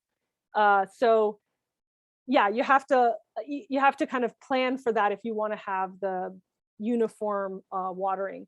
And then lastly, you have to use manual irrigation to mist foliage. Oh, right. Yeah. I mean, yes, there are micro sprinklers that you can attach to drip irrigation, but they typically are so low pressure, they don't go very high. And if you want to wash the dust off or do like a refreshing sprinkle, not a full watering, but just a refreshing kind of wash of the plants, it's harder to do with the drip system. You probably have to do it with like a hose or manually. Just as a kind of caveat, I guess a mention of drip is that, you know, these drip systems weren't designed for native plants. They were designed for agricultural settings and our, you know, food, vegetables. And those type of plants typically want consistently moist soil. That's how they thrive in those. They don't thrive on these more cyclical, not all vegetables, but most of them like us consistently moist, and they're not going to thrive on the more cyclical dry down situation. Maybe some tomatoes, but a lot of, you know, like lettuce and things like that, those are all going to want consistently moist soil. And that's not what the native plants want. So when we're using drip systems, we're really trying to adapt a system that wasn't designed for natives to be used in them. So you've got to kind of think about it before you put them down, because that soaking, that water logging of the soil that drip systems do, because they're just kind of soaking a spot until it spreads out. That is not the best for the soil ecology, especially if it's just sitting there wet for a while. But it's not impossible to use drip systems. If you read anything on Las Politas website, the nursery, they are a big no-no against drip systems. They really don't like them for native plants, but they definitely can work. And I've seen them work, and I know people that are like, oh, I had no idea it was a problem and I never have issues with mine. So it's not a, you know, dead end deal. Sometimes I think they could be used better for the higher water needing plants like riparian plants or sedges, things like that. Or maybe a small area. Maybe you have like a parkway and it's easier to achieve kind of distribution uniformity that way. There's drip. Oh, I guess I said all this. I didn't realize I had a slide. Yeah, understanding the wetting patterns. Like I said, they kind of drip kind of just wets the soil and moves out laterally until all the like wet spots kind of touch, instead of sprinklers spray overhead and everything waters evenly. So you have to really think about your soil in the case with drip. I mean, you always have to think about your soil, but again, remember clays kind of wet laterally more quickly, and sandy soils kind of go downwards. So that will change your wetting patterns based off your soil. And also you have to be able to convert gallons per hour, because usually drip systems are in gallons per hour, or you just have that manufacturer's kind of spec sheet, the application rate chart handy. You will have a little bit of this on your homework. So just be sure to know the precipitation rate of whatever system you're using, or find an easy way to figure it out. There is a way to convert it. That's not really this class, but I'll mention a sort of easy, simple formula. Point source emitters, yes, I kind of mentioned this, deliver water at one focal point in the landscape. And again, you might have to add emitters as the garden and plants age. So as they get bigger, their square footage of the roots below usually matches the vegetation above. So you might have to add more emitters. And even maybe with an inline, you could do inline drip. You can do kind of spiral it around a plant so that you're wetting not just the like circle right around it, but outwardly too. And that way you kind of get the uniform watering all around the plant. And oh yes, avoid placing emitters too close to the crown of the plant. This happens so often. I can't mention it enough, but people always put the emitter or the plant right next to the emitter, or the emitter right next to the plant. And a lot of times this is just too close to the crown of the plant. The crown is where the stem meets the roots, you know, so right there at the base of the plant. That's going to encourage rotting. So keep it closer to the edge of the root ball, and again, move it outwards or add more emitters as it ages. I feel like I should check the chat before I keep moving on. I use the, wait, we got a lot of, okay, yeah. So you guys are talking about drips. Isn't it better with, okay. For young plants, this is like, okay, we answered that one. The delivery rate you choose is best on soil type. So yes, the delivery rate, that's definitely gonna be one of the factors, but you also wanna take into account all the other factors we talked about, like the shade and things like that. And do you mean delivery rate? Do you mean precipitation rate? I think so. No, like the tubing, it comes in like 0.7 or 1.0 or 1.2. That drip tubing. Okay. Yeah, so the gallons per hour on the thing, yes. So depending on the soil type. Actually, I think that's the next slide even. Yes, I think it will get there, but absolutely. Breaks can be hard to detect facts because of the lower pressure. Yes, because, yeah, exactly. Soaker hoses, yes, soaker hoses are an option for sure. They kind of get more uniformity. If any soaker hoses just kind of like bleed out water along the whole length of the tube. And I agree, they can sometimes be a bit more uniform than like an inline drip system. Claire, can you talk about if the chlorine added to my city water supply has an adverse effect on plants? It's not supposed to either. It's supposed to be at such a low level. I know from experience with doing, for example, like compost teas, a lot of times to make the compost tea, they don't want any chlorine in the water because it kills, like technically kills bacteria and stuff. So you actually like let it off gas for 24 hours and then the water burns off. So the thing about chlorine is it does burn off kind of easily, or I don't think it's burn off. I think it's aerolizes. What is that called? Anyway, is 24 hours the recommended 24 hours? What was that? Is 24 hours the recommended burn off? I believe so. Yeah, I believe it's 24 hours. I haven't heard otherwise. I'm not a chemist, but I do know that with compost tea, you always had to leave it out for 24 hours. I do know that the plants are sensitive because in the indoor plants, when I water spider plants, their tips burn. The same thing with the Mauna okay. Yeah. So I mean, the thing is, they tell you it shouldn't, but I'm like, I know that it has to, because you definitely with it, like I said, with compost teas, we're trying to keep and encourage what's it called, biology and microbiology, and we're actively, so yeah, I feel you on that one. And I definitely think, I mean, it would be a real pain if you had a lot of plants to water, but yeah, if they're for your indoor plants, maybe just set out a bucket for 24 hours. 24, got it. All Yeah. right, thanks, Claire. Hard pipe with bubblers. Yes, bubblers is an option. I think bubblers, oh, I see what you mean with PVC and bubblers. I've never done that before, but yeah, that is definitely an option. It'd still be the distribution uniformity thing you would have to get right, but definitely an option. Arturo used rain barrels and watering cans because of chlorine. Yes, so after a day. Okay, so I'm gonna keep going with the slides. Let me make sure I'm 6:28. Okay, so I'm a little behind, always a little behind. Okay, next slide. Okay, so this is the kind of spec sheet for an inline drip system, or just a drip line thing. And I know this looks like a lot. If you don't know anything about irrigation, this probably just feels like overwhelming. Don't worry about it. I just wanted to kind of point out, like someone was saying just a second ago, 0.4, 0.6, there's a lot of different gallons per hours, and that's usually how drip is listed. But again, that's not a precipitation rate. Gallons per hour, that's gallons, that's not inches. So they usually convert it for you, like in a chart like this, or even I've seen simpler ones. But you can see here that it's dependent on the spacing. So the thing is with gallons per hour, it's like that's 1 gallon or that's 0.6 gallons in an hour, but over what square footage, over what area. So the more, oh gosh, my mouse is so nuts. Okay, so the larger the area you have, the more that water is spread out over a larger area. So it's like less precipitation.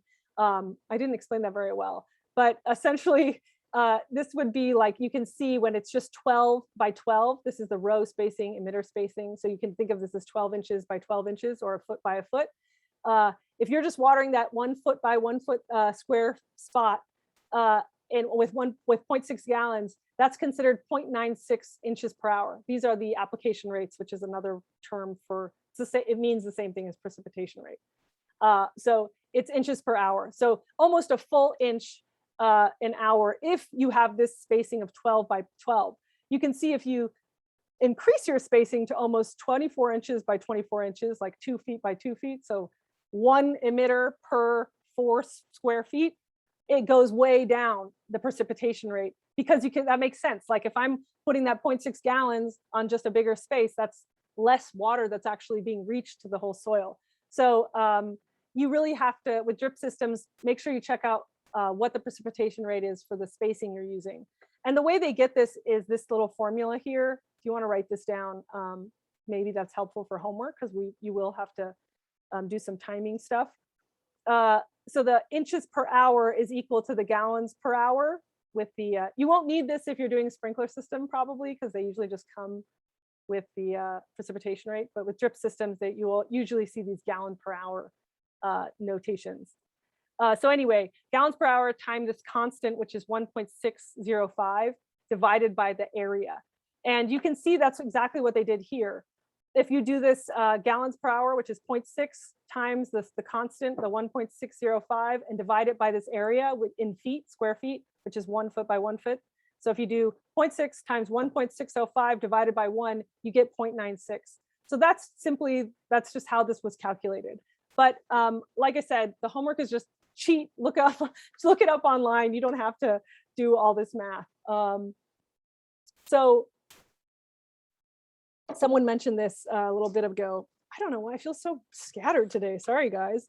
But essentially, this the pore spacing, this image we talked about last class, was it? Yeah, is going to be kind of informative for how you place your emitters and watering times. So again, the larger pore space or the faster infiltrating soils, the sandier soils, anything that's got fast infiltration, you know, is going to infiltrate pretty quickly. So you might be able to run your schedule, your watering schedule for longer, because you know it's actually going to infiltrate. Whereas with the smaller pore space, the clayier soils or the slower infiltrating soils, it takes much longer to infiltrate. So you might have to do shorter run times. That's when the cycle soak or the pulse irrigation method will be really helpful. What about like emitter spacing? Can anyone, like if I had emitters on a clayier soil, would I want to put them closer together or wider apart when you thinking about this pore space idea? Anyone want to chime in? I think wider. And why is that? Because you don't want it to puddle. You know, it'll start to run off. So you want to space. It's gonna. You want. I don't know, because I can't. No, it's hard. I mean, this is why I think I struggle with this lecture, because it's harder to explain. But yes, you're right in that it'll probably puddle, and the reason is because with the clay soils, it moves more laterally. This capillary action, the water's actually moving. You can see this more wide, what's it called, mark of water. So if I had an emitter right here and one right here, they're just kind of wetting the same spot. So you might, get like a lot of pooling. Whereas if you spread them out, then you would get the distribution uniformity and they actually water evenly the whole area. So yeah, it's kind of more the fact that the capillary action where they move laterally, but it's because what you said, it'll probably start to pool. And a sandy soil, if I had an emitter right here and I had one here, they're gonna water evenly, so you can actually put them pretty close together. I hope that makes sense. Okay, practical tips for native plants. Okay, so gosh, there's so many slides. Okay, many native plants, they benefit from infrequent deeper irrigation post establishment. So once they're actually established, they still want those infrequent deep soaks during the dry season. Oh, sorry, I said many native plants. I didn't say all native plants, but a lot of them will benefit from these kind of deep soaks even in the dry season, and many aren't going to take any irrigation at all. So you got to know your plants. Some are more sensitive to water in the summer. And like I said, you know, the like a oak tree or something like that really doesn't want any water in the summer, but lots of them will be able to take it. So that's like, there's no list, there's no kind of thing for it. It's just starting to get you to know your plants. But on new plantings and young gardens, you got to water lightly in between, in addition to the deep soak irrigations. So someone mentioned that in the chat, which is you still want to do these deep soaks because you want that nice cycle soak pattern. But with the newer plantings, they probably need a little bit more. So you might have these like light waterings in between, you know, maybe does not as deep, but at least to wet their roots, because the deeper waterings are going to reach down and get the more mature plants. And that's why this is important if you have a mixed garden of mature and new. You got to kind of find the balance. And then on any garden, you can do these light refreshing sprinkles, which kind of freshen the plant. They cool them off a bit. They wash the leaves of any dust, and they kind of keep the soil surface cool. I guess I just said that. But these light refreshing sprinkles are not going to be considered like a watering event. This is not part of your deep watering. You know, maybe you're watering for 20 minutes or something 3 days in a row to get the deep watering. But these light refreshing sprinkles would be maybe during the dry down period.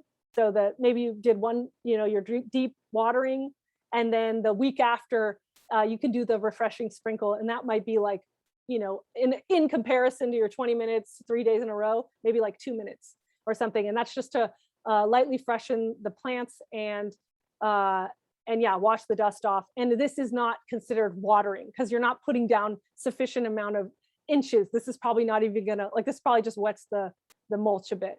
So again, this is something you can do for the plants.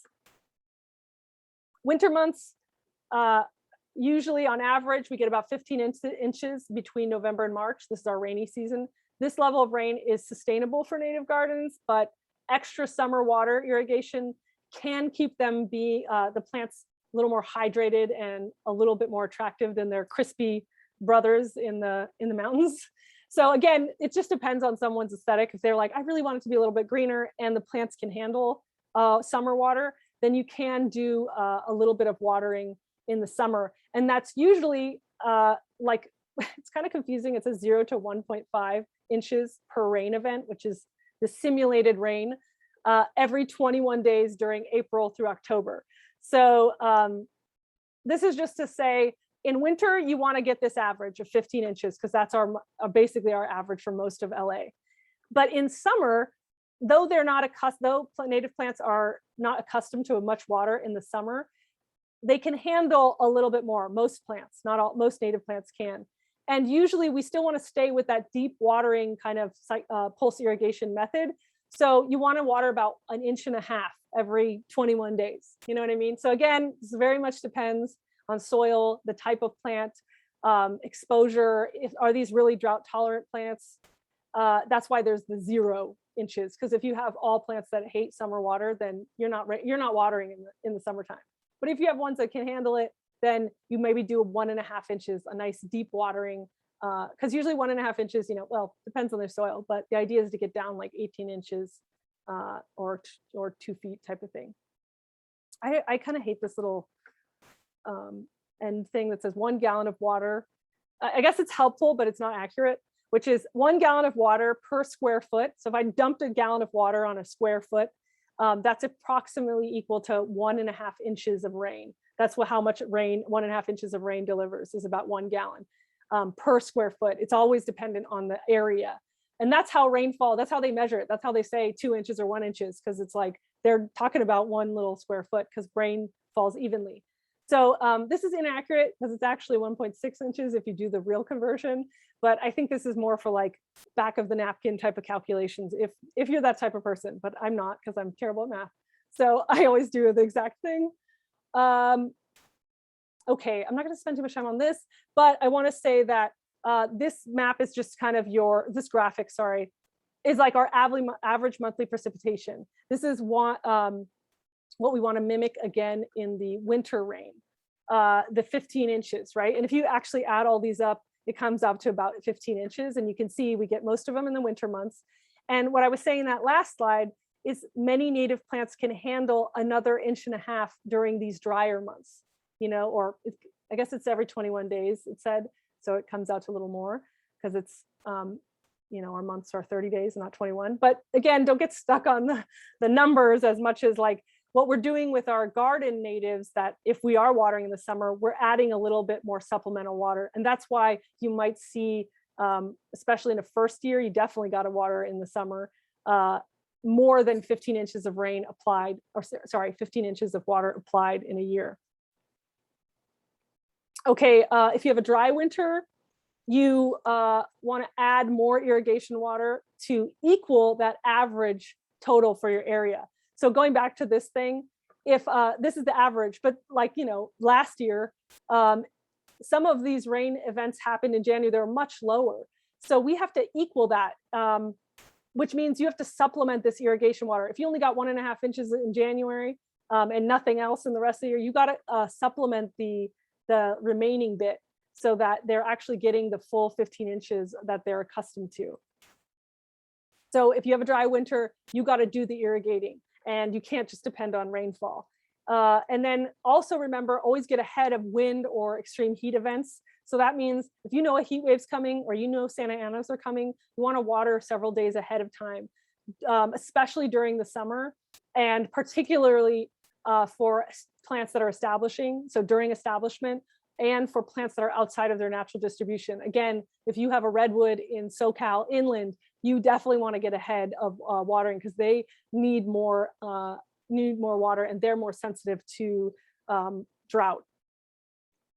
And then if you have a wet winter, okay, yeah. So if you have a really good rainy year, you could actually just turn off the irrigation system until like 2 or 4 weeks after the last big rainfall, and then you restart it up again. So that's the other reason why you don't want to depend on just automated systems, and make sure that you're adjusting it, because you might need to water in winter if we don't get good rain, and you might not if we get good rain. Okay, some more practical tips.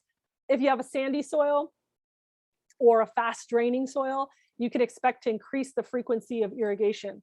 And, you know, again, maybe it's up by 25%, but you got to figure that out based off of, is the water actually reaching down to where you want it to? So increase it by 25%, then get your soil probe out or check how far it reaches and make sure you're actually watering how much you want to, and kind of trial and error it and figure it out. First year, and I think this is the answer to the question from earlier, which is, yeah, in that first year, you might actually have 30 to 50 inches of water being applied to the garden, either from natural rainfall or irrigation water. And again, because you go back to that chart, we saw that you at least need to get 15 inches.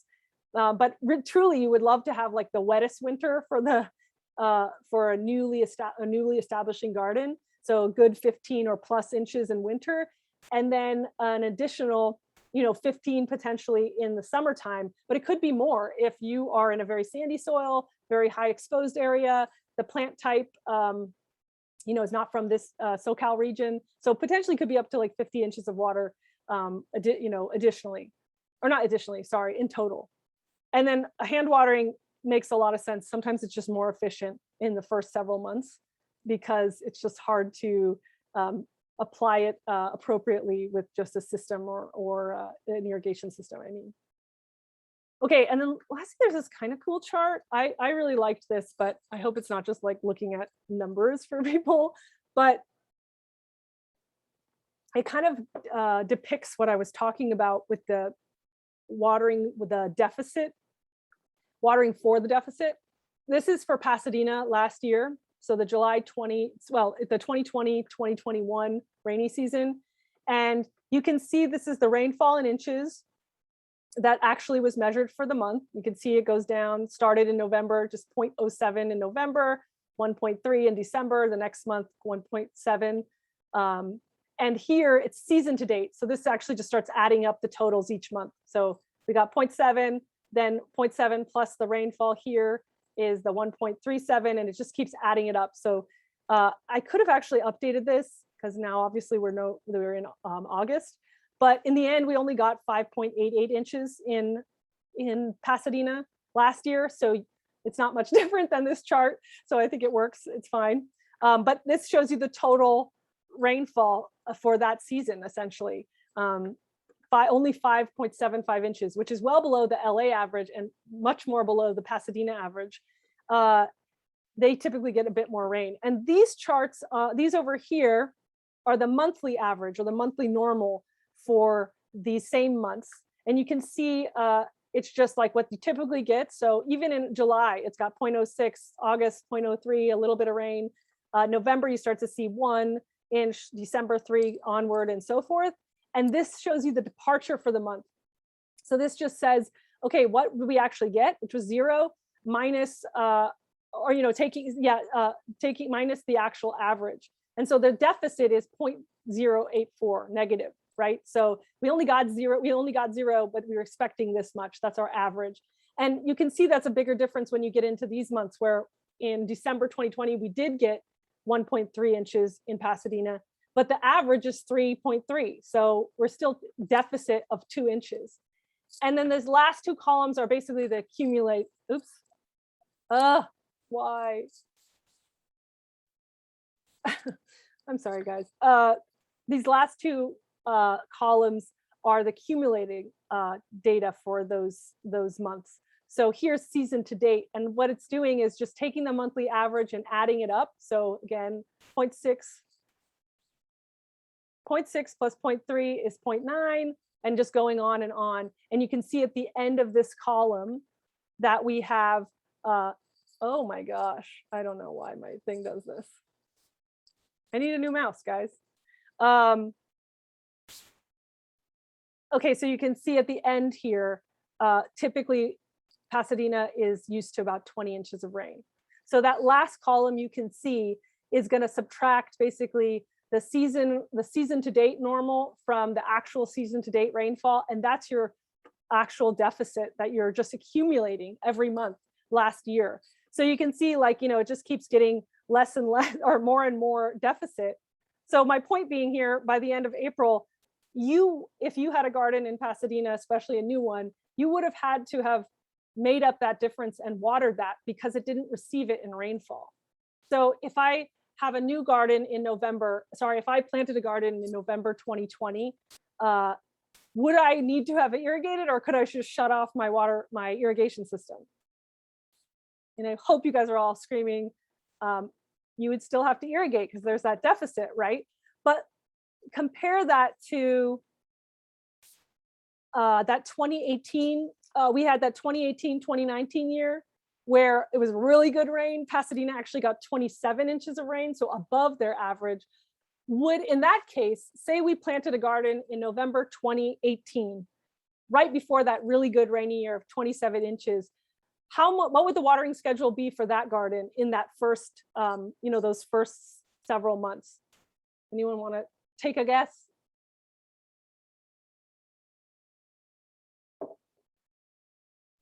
Anyone?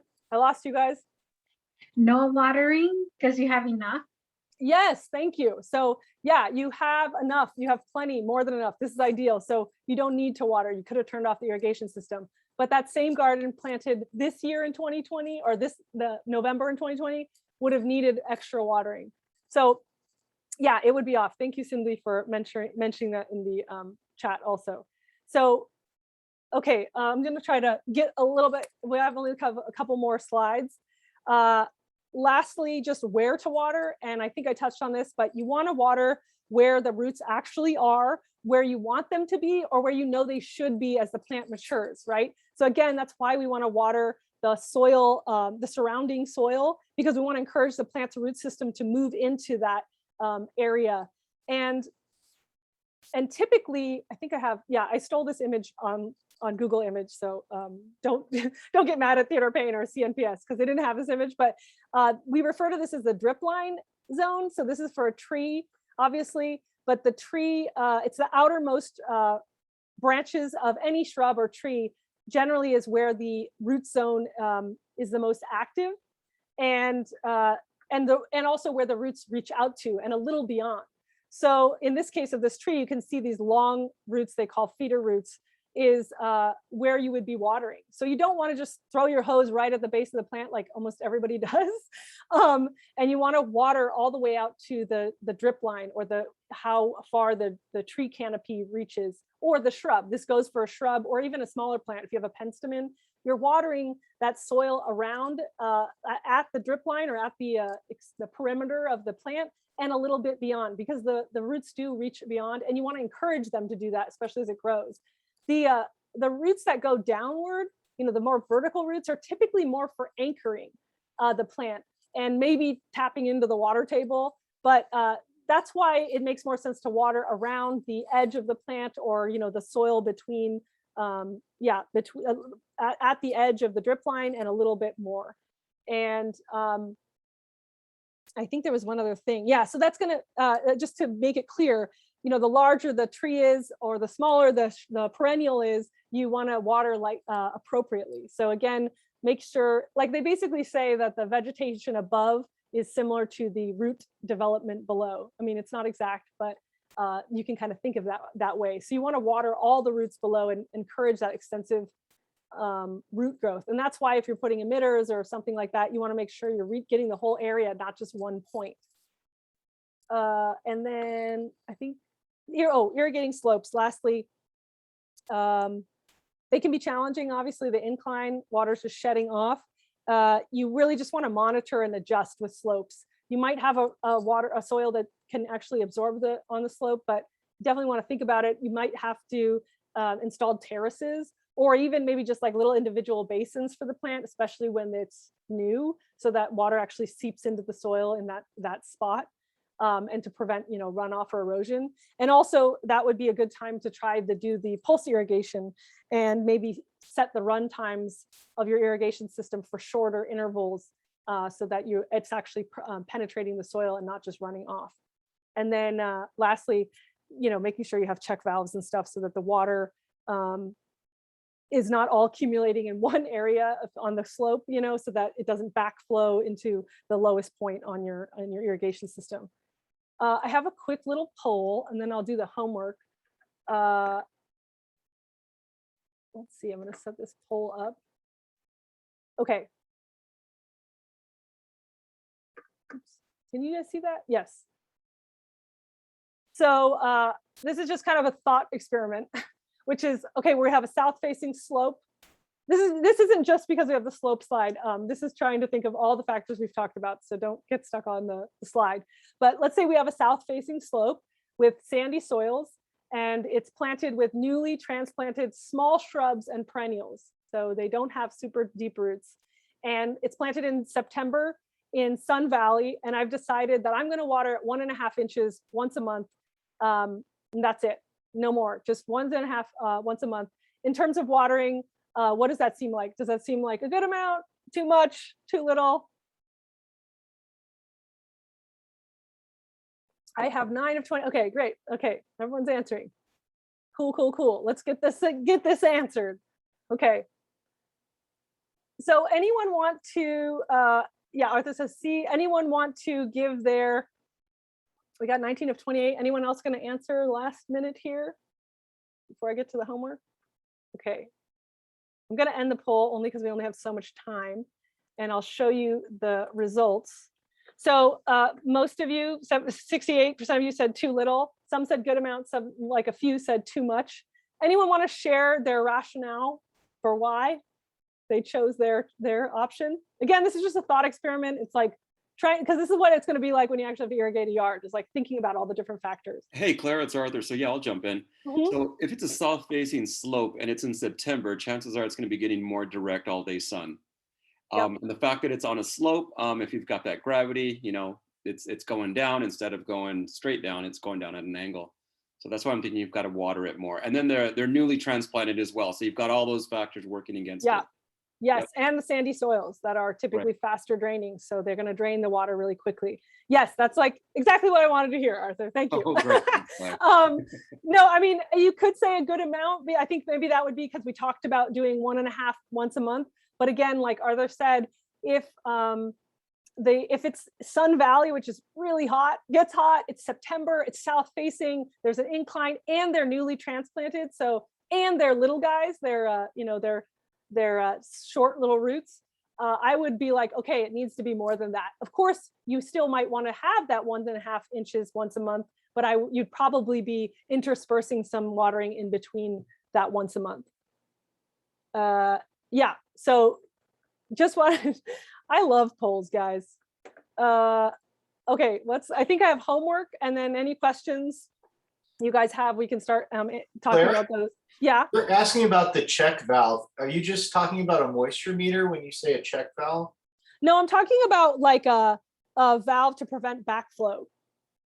Is that a moisture backflow meter? preventer? Yeah, like a backflow preventer. I think that they just wanted that in there. Personally, I'm like, I don't think that's super important for this class, but I think it's more because of the slope, so that, yeah, you don't have backflow issues. Yeah, That's backflow into your water supply, right? Yeah. Wait, but that mean if you're watering from the bottom to like shooting out to the top, not from you're shooting from the top to the bottom, right? That's true. That is very true, because the gravity, yeah, that's why I kind of like always want to delete that little part of the slide, but personally, but yes, sorry, go ahead. Yeah, so usually, so if you go in the sprinkler section in Home Depot, they have this little pamphlet and it just tells you, keep your watering valve higher than where your sprinkler nozzle is. Yeah. And then like each one of the little valves has its own little backflow thing also. So you're kind of. Yeah, it should be fine. It should be fine.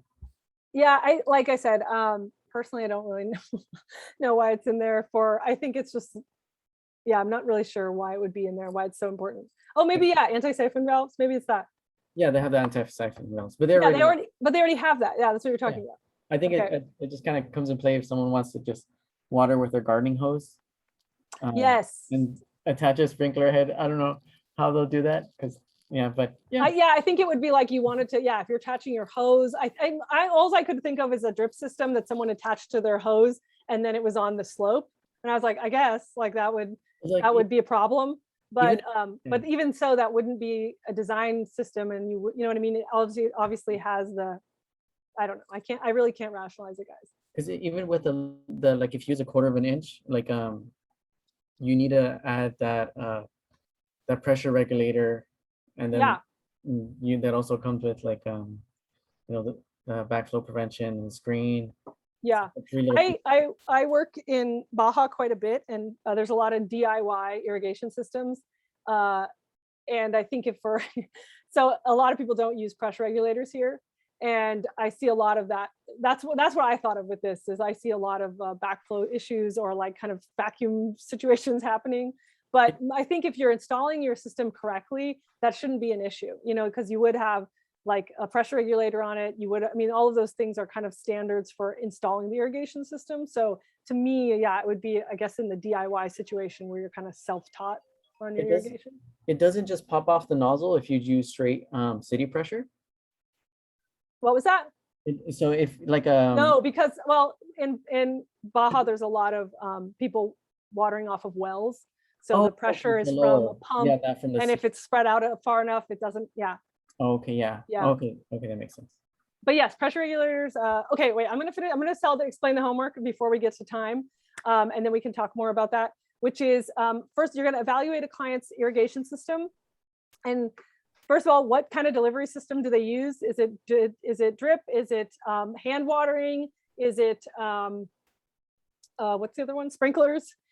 You can tell me the make and model, but mostly I want to know what kind of drip system it is or what kind of delivery system it is, and then use the manufacturer's spec sheet or Google it or whatever, but find the precipitation rate, not the gallons per hour. Remember, we don't want it in gallons or anything. We want to know the inches per hour. So find the precipitation rate from the manufacturer, or if you can convert it, and calculate how long to run this system for this client to irrigate 1.5 inches. Because we talked about 1.5 inches being like a sufficient amount deep enough for most soil situations. So I want to know how long on that system that you're using would you need to run the system to irrigate 1.5 inches.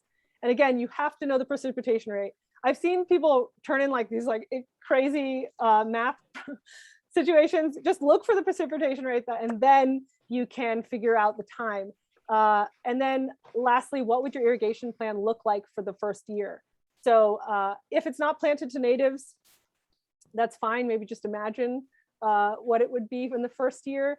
Or if it's the first year you're maintaining a garden and it's mature, like explain to me what the irrigation schedule would be like. And you can explain this irrigation schedule by season, so do like in spring, I would do about this, and summer this, and so on and so forth.